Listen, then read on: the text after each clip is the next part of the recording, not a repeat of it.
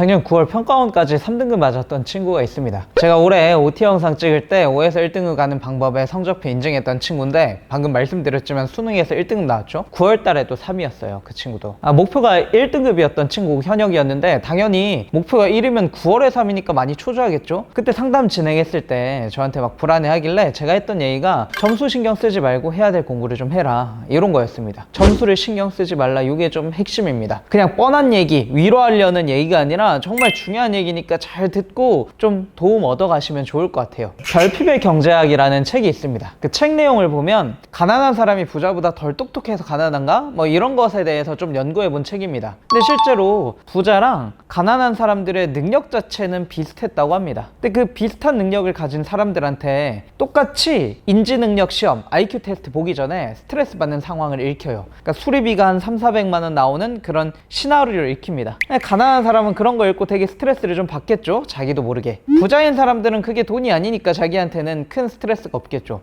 인지 능력이나 전반적인 능력이 똑같은 사람이 그런 스트레스 상황을 주는 시나리오를 읽고 IQ 테스트를 했더니 가난한 사람이 스트레스를 좀 더 많이 받아서 그런지 훨씬 인지 능력이 낮게 나왔다고 하는 겁니다. 여기서 좀 더 나아가서 밤을 샌 그룹이랑 그냥 정상적인 그룹을 인지 능력을 테스트 해봤습니다. 이건 당연히 예상되겠지만 밤을 샌 그룹이 훨씬 점수가 낮게 나왔겠죠. 이제 밤을 샌 그룹이랑 아까 가난한 사람들, 스트레스 받는 경험을 한 사람들, 그리고 일반적인 사람 비교해봤습니다. 그랬을 때 가난한 사람이 스트레스 받는 상황을 읽고 IQ 테스트를 본 게 압도적으로 더 점수가 낮게 나왔다고 하는 겁니다. 여기서 시사하는 바 우리가 가져가야 될 교훈은 뭐냐면, 뭔가 스트레스 받는 상황이 주어질 때 그때 우리의 인지 능력이 팍 떨어진다고 하는 겁니다. 심지어 이런 실험도 있어요. 인도 농부들 대상으로 수확하기 전이랑 후에 IQ 테스트를 해보는 겁니다. 그랬더니 신기하게 똑같은 사람이잖아요. 근데 수확하기 전에 IQ가 훨씬 낮게 나왔답니다.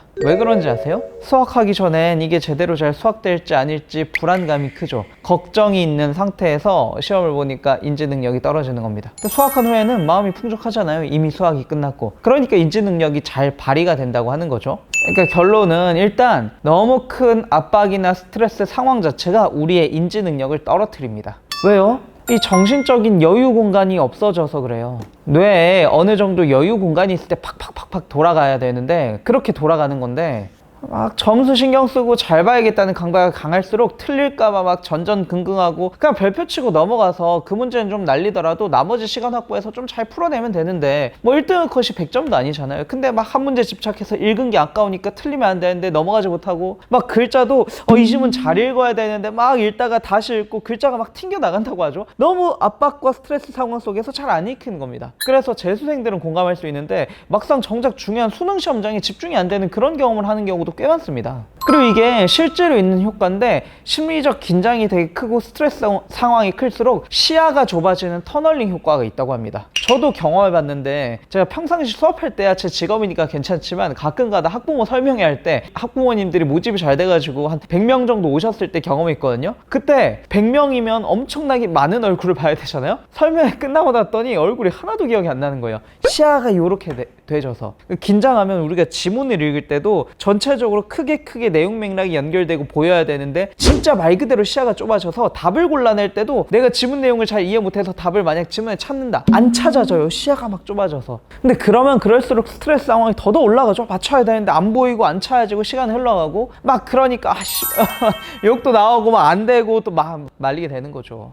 물론 실전에서 수능 시험장이든 이제 6월 모의평가든 중요한 시험에서 진짜 열을 가지고 이건 뭐 모의고사니까 이런 느긋한 마음으로 아무런 스트레스 없이, 시간의 제약도 있는데 시간의 스트레스도 벗어나서 푸는 건 불가능합니다. 저도 불가능하다고 생각은 합니다. 그런데 오히려 역설적이에도 그걸 너무 잘 봐야지 신경 쓰고 스트레스 받는 순간 점수가 더 떨어지고 인지 능력이 더 발휘가 안 된다는 겁니다.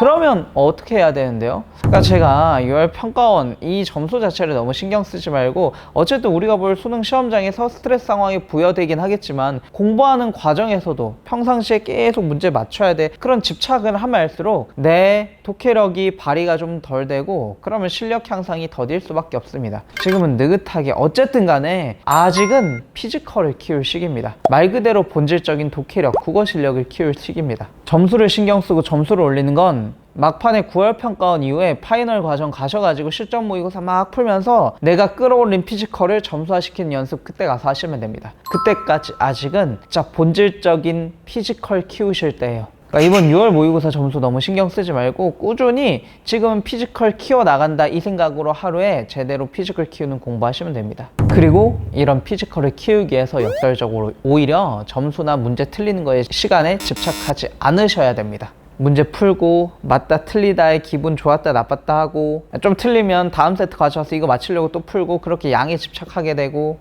좌절하고 그러시면 안 됩니다. 그럼 그놈의 피지컬이 뭔데? 흔히 독해력, 문해력이라고 하죠. 표준국어 대사전에 검색해봐도 되게 단순합니다. 그러니까 글을 읽고 의미를 이해하는 능력입니다.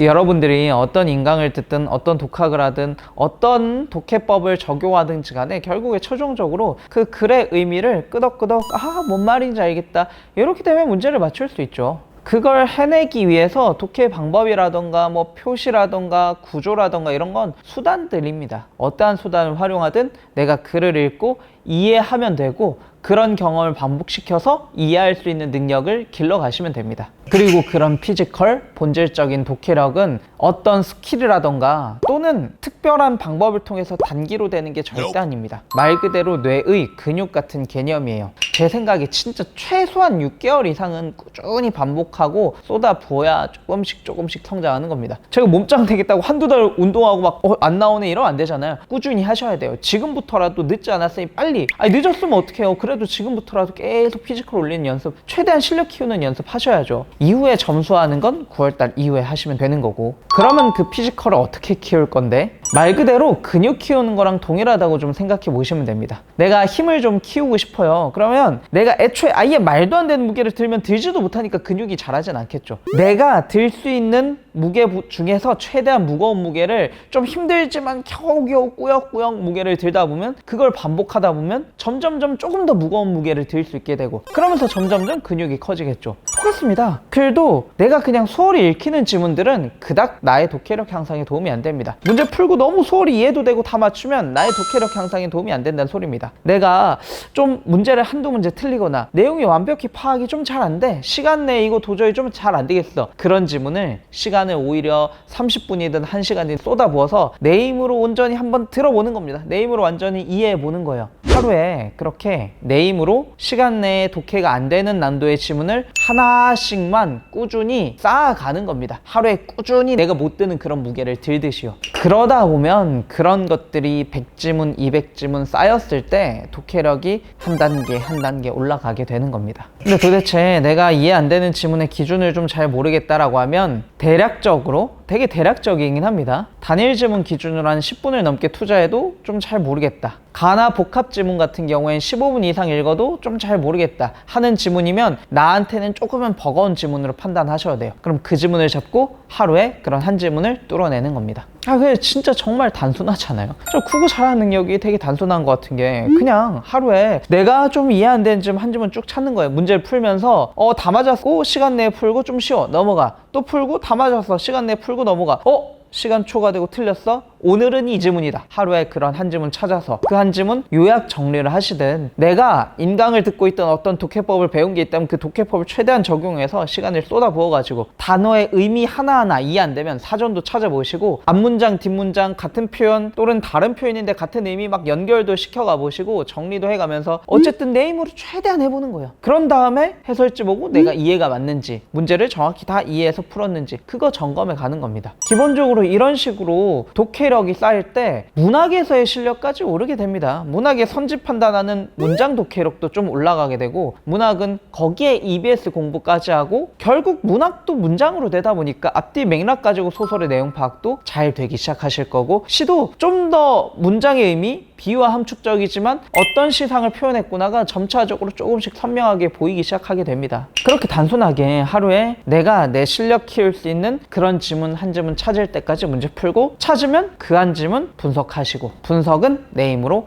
이해해보는 거 말하는 겁니다. 그리고 하루에 그런 한 지문을 찾아서 내 힘으로 했어요. 그 과정 자체의 성취감, 기쁨을 느끼셔야 돼요. 점수에 절대 신경 쓰시면 안 됩니다. 6월 평가원에 20점이 나왔든 30점이 나왔든 뭐 그거 필요 없고 그냥 지금 꾸준히 9월까지는 하루에 한 지문 찾아서 이해하고 한 지문 찾아서 이해하고 거기에 플러스 알파로 문학의 EBS 연계까지 좀 더 얹고 선택 과목도 조금씩 추가적으로 해가시고 그거 꾸준히 해가 보세요. 9월달까지 최대한 피지컬 힘 키워 놓은 다음에 9월달 가서 디테일한 스킬 같은 거 익혀가지고 점수로 만들면 됩니다. 올해 초 영상에서도 제가 꾸준히 같은 말 사실 반복하고 있습니다. 그때도 6개월 이상 누적해야 된다고 했어요. 6월 모의고사 혹시라도 자기 마음에 드는 성적이 아니라고 한다면 마음에 드는 성적 나오는 애들이 유전적으로 엄청 타고난 거죠. 고3 가서 제대로 공부한 게 그럼 한 6개월밖에 안 되는데 6개월? 아니 심지어 사실 5개월이잖아요. 1, 2, 3, 4, 5, 6월 초에 봤으니까 5개월 만에 나오면 진짜 타고난 거고 보편적인 평범한 범인이라면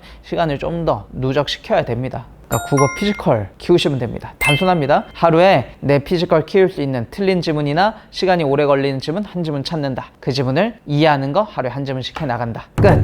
그럼 그 문제 재료는 어디서 찾냐? 기출이랑 EBS 수능 특강, 이제 EBS 수능 완성도 나오죠? 그냥 그거 재료 삼아서 하시면 됩니다. 제발 한 번만 믿고 해보세요. 여러분들이 실력이 오르고 성적이 올려야 그래야 저도 효과가 있다고 소리를 들으니까 저도 간절합니다. 그대로 한 번만 따라해 봅시다. 복잡한 머릿속을 clean up. 헷갈렸던 문제들을 clean up. 이제부턴 국어가 제일 쉬워져. 자신 있게 만점을 향해